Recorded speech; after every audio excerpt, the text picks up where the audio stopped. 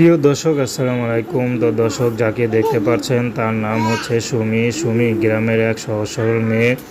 সুমির বিয়ে শাদী হয়নি। সুমি ইউটিউবে এসেছে বিয়ে শাদীর জন্য। সুমি খুবই সহজ সরল একটা মেয়ে। গ্রামে সুমির বাবা ছিল কৃষক, বাবাটা সাপের কামড়ে মারা যায়। সুমির মা আছে, মা বিভিন্ন ক্ষেত খামারে বদলা কাজ করে কিষানি কাজ করে, সেখান থেকে যা পায় তা দিয়ে কোনো মতে চলে। সুমির বড় ভাই নেই, ছোটো একটা ভাই আছে, মাদ্রাসায় পড়ে। তো সুমি সহজ গ্রামের মেয়ে। সুমি ঘরেই থাকে, সেলাই কাজ করে টুকটাক। সেখান থেকে কোনো ইনকাম হয় না, নিজেদের জামা নিজেরাই সেলাই করে আর কি। তো সুমি দেখতে খুব সুন্দর, এর জন্য সুমির মা চাচ্ছে সুমিকে বিয়ে দিতে।